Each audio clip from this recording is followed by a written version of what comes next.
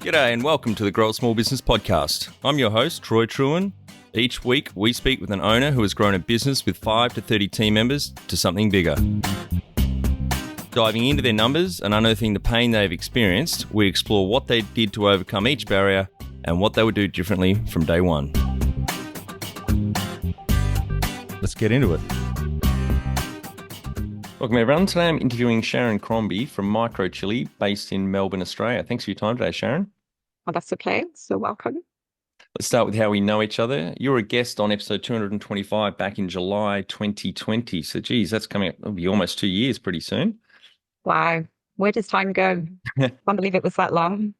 We'll link through to that episode in the show notes so our audience can hear about your growth journey. Today, we're doing a quick fire Friday format where we dive deep on one topic, and we want to have a chat about our business transformation program, which you've recently completed. Yeah, sounds good. Maybe just give the audience a high level about your business, what it does and how it makes money. Sure. So we are an online accounting and bookkeeping practice focusing on the advisory for, women that are in business. We focus solely on women because they're ready for transforming and scaling their business. We focus on a profit first model, empowering them to build a rock solid financial base for their business by removing the fear, confusion, anxiety, and worry about money and money management. If there's one thing we've learned on our journey, that 90% of success and value that we create in our business comes down to mindset. Yeah, totally agree. Same with business growth and change. A lot of it is owner mindset. And I love the fact that you've now niched down to, since we worked together through the program, that you've decided you really want to focus on helping female-led businesses. Absolutely. And I think that's been one of the key things on this journey, is really getting clear about who I want to support. And the reason that I wanted to support women is because they lack confidence. They lack they feel intimidated when they speak to accountants. So, having somebody that speaks their language and is less intimidating for them, I think, is what we wanted to create. Yep, absolutely. Well, let me run through what our business transformation program is. Then I'd love to explore your experience with the program. So the program goes for 80 business days, 16 weeks all up, or 4 months. We only open it 3 times a year. So in early March, June, and September. And we have 8 small business owners working together in that group. We have a monthly group call to share our wins and challenges for the previous month. And then the number one focus for that owner in the next month, and any questions from the program. Each business owner has a weekly 30-minute one-on-one with their growth guide. So at the moment, that's me. And this helps hold them accountable to someone, so the owner works on the changes needed to grow the business with ease, the new mindsets, habits, and tools they need to implement. It also allows the guide to have any specific issues the owner's having in their business that week or questions. They can provide advice and resources to help them through that. So at Grow a Small Business, we are guided by SFA. It's not what you think.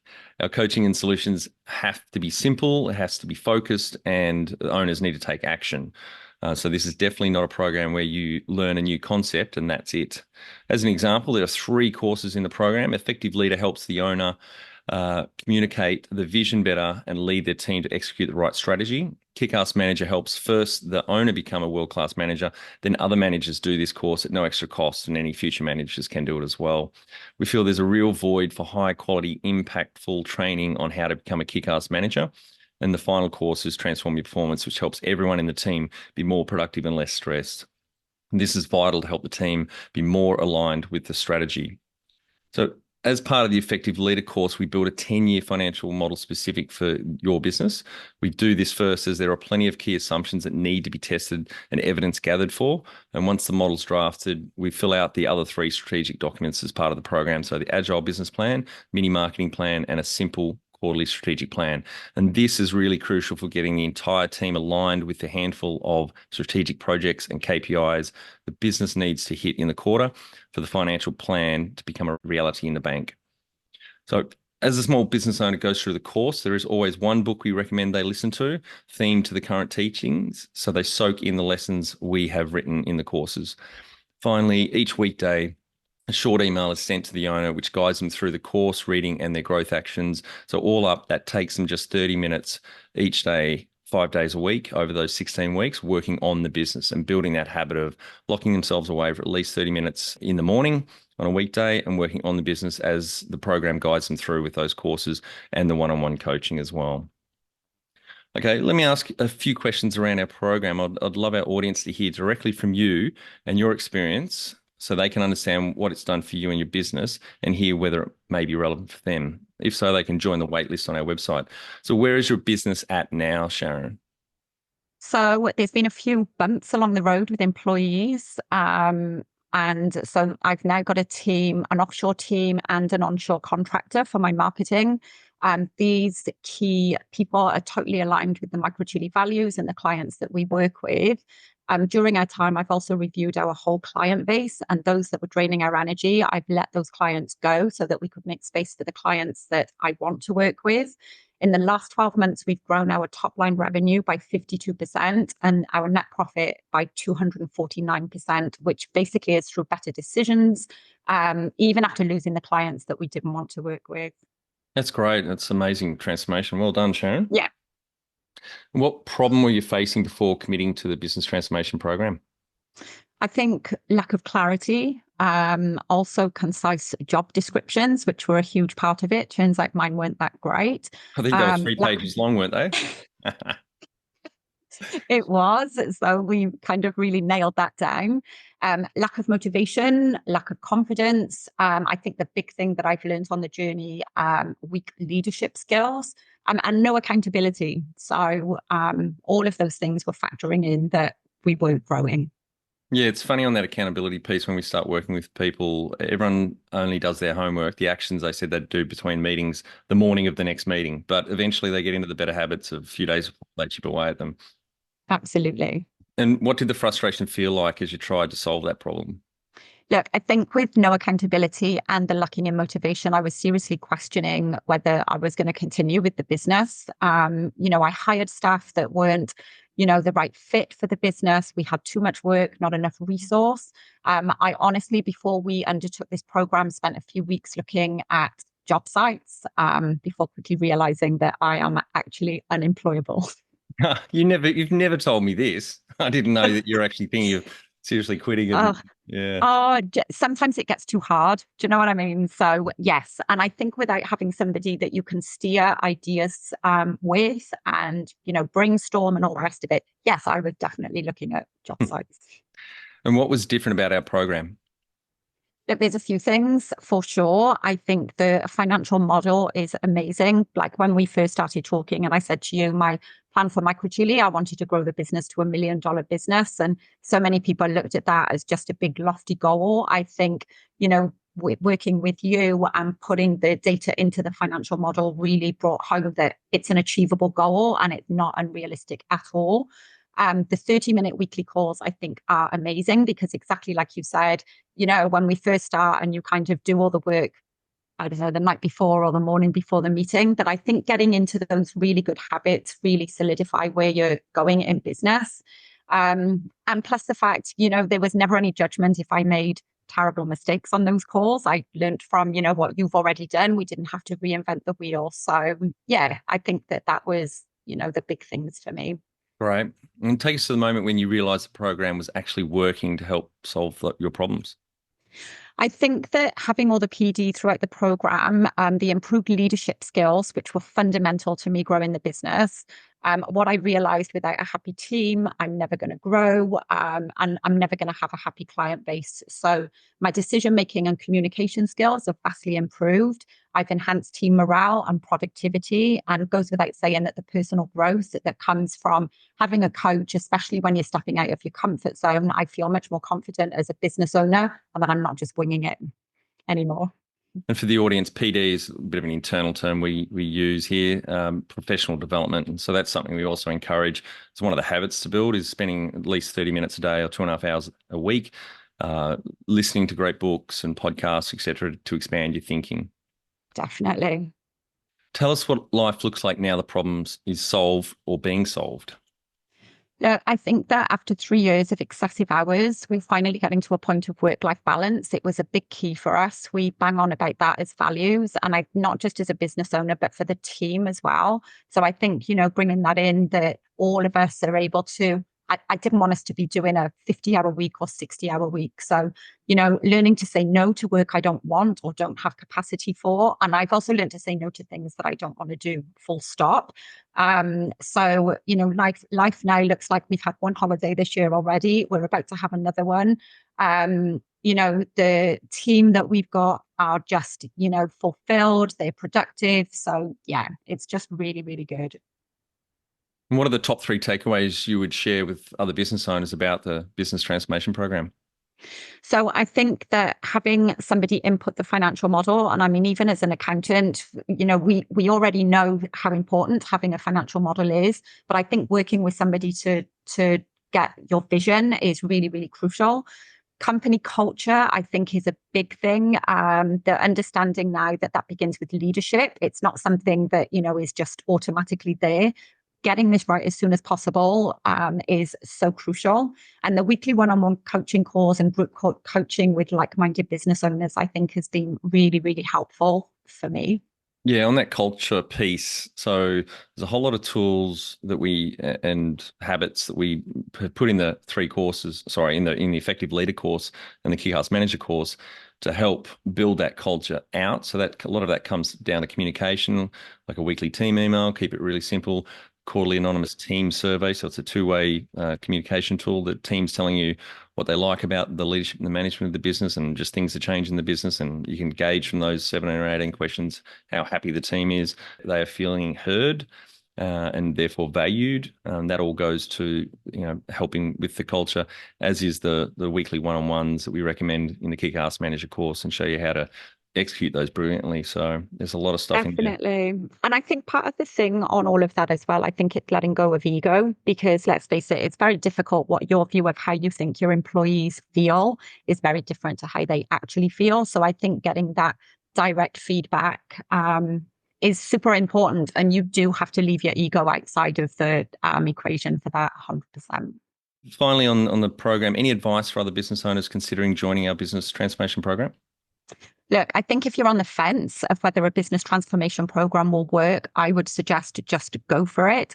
The whole Grow a Small Business team, I've literally saved my business and sanity after feeling lost and lacking direction. Working with Troy and the transformation program, I'm literally ready to take on massive growth with so much clarity. So the one thing I did want to say about coaches, when you're looking for a coach, is there are so many coaches out there now that it's really hard to decide on what coach to use. And I think that it's super important that you realize that not all coaches are created equally, and coaches can now just brand themselves as a coach for the sake of branding themselves a coach. So the one thing that I'll say about the Grow a Small Business team is that they've already, they've already grown their businesses, they've already had success within their businesses, and they really know what they're talking about. So, for me, it wasn't just the look at us with our glitzy, we're turning over 7 figures or whatever it is, that they've already proven the strategy several times over with several different businesses. So well worth, speaking to Troy. Yeah, that's a good point, Sharon, and thank you. I mean, between Mick, Rob and I, we've owned over 20 businesses and helped over 1,000 business owners as well. But me personally, I've had 15 businesses in 3 countries with 30 business partners. That's people working in the trenches alongside me, not passive shareholders. I've had a few of those as well. So I've seen a shit ton of things go right and wrong. And so we genuinely want to help other small business owners avoid the pain and mistakes that we've made. And that's why we love what we do. Amazing. Do you find it difficult to define and execute a clear strategy for your small business? Does your team support your strategy? You know you are ready to create the right environment to boost your team's performance. Our 90-day business transformation program is designed for small business owners like you, with 5 to 30 team members who are ready for growth. Every day you'll receive a short email with a handful of growth actions. You'll invest 30 minutes each week in your one-on-one coaching session, tackling your specific growth challenges with one of our experienced growth guides, business owners themselves. Boost your confidence, your team's performance, and grow your small business with ease with our business transformation program at growsmallbusiness.com. We might flick over to the 10-year financial model I built with your input. The audience can see this on YouTube, our YouTube channel. It's so your business is professional services, you're selling time. So we have other models for product-based businesses within the program, like e-commerce or distilleries, for example. Now I've changed some of these figures, so they're not actual MicroChilli numbers, but it'd be great if you can point out the areas the model helped you with the most with your business. So talk us through what you found really valuable within your 10-year financial model. So I think that the human resources section was the big thing for me as we are selling time and not products. I think that having this information with how many resource that we needed to take on in order to accomplish the goals that I've got, um, having it all laid out with what type of employee we need to take on when. So, like for instance, having a team leader, when we are going to take on a junior, when we're going to take on managers at each stage throughout the 10-year plan has been absolutely, so crucial to decision making, I think. Um, Normally when I build out these plans, I'll kind of do it from the product or what we're trying to sell first without looking at the capacity for the resource that we need in order to achieve that. We've kind of done it the other way here and flipped it so that human resource first, and then we can work out, the plan then of what package we're selling or whatever it is. So it's been really, really interesting for me. What it did do was give us the key insights into it's totally achievable to build the business that that I've said that I wanted to build for the last 3 years. So it's been great. Yeah, and I mean for you, because it's professional services in the distillery businesses we work with, for example, their sales plan is very different, driven Yeah, by the number of bottles sold in each channel. But for you, because you're selling time, your sales plan mostly is driven from your HR tab. So that's why right. built it out that way. You can say how many months it takes to ramp a role up to full billables, Yeah, and how many you in that role you're going to take on in each financial year. So you're setting out your growth plan for the next 10 years. Obviously, things are going to change, but at least you've got something to work towards. And after you've done those numbers, the profit and loss balance sheet and cash flow will pretty much automatically calculate and work out. populate. Yeah. And I think going back to what you mentioned there about the ramping up, that's something that I never factor in either. The fact that, you're not going to have fully billable for the next 5 months, and you've got to, factor in the learning curve and all the rest of it. All of that is factored into this model so that we can see exactly what that looks like, which is just so powerful. Yep. And back on the summary tab here, we can see all the headline numbers on this in one place. Yeah, But also, and again, we've tweaked the numbers so that these aren't your numbers, but going from, say, 8 full-time equivalent up to 50, over 50 within 10 years, which is all absolutely. automatically comes from that resourcing plan. So you know who you're going to hire when, not just in Yeah, billable roles, but marketing manager, when are you going to take the marketing hat off and hire someone full-time at market? And then yeah. you can see what the cash flow looks like over the years, your balance sheet, your profit and loss. And we've even got a tab there on the potential valuation of your business in each year using the two It's main metrics, amazing. which is Yeah. discounted cash flow and a multiple on EBITDA. So Very, very good. great. Any other key points out of the model you want to share, Sharon? Oh, look, I think that going back to what I said before, it's just having it in black and white and that they're not numbers that you pluck out of thin air. I mean, there's a lot of work that has gone into this at the end of the day. So I think having something that you can work towards, that you can see that you're on track with. So now it's kind of focusing on what do I need to do to achieve these numbers? Because it's all well and good saying, okay, well, we need this resource to get the sales or to be able to complete the sales, but now you need to get the sales as well. So it's putting the whole plan together and working with that model in order to achieve what we want. So the next stage now will be, well, how do we generate those sales in order to keep the resource busy at the end of the day? So yeah, it's just been really, really powerful and eye-opening for us.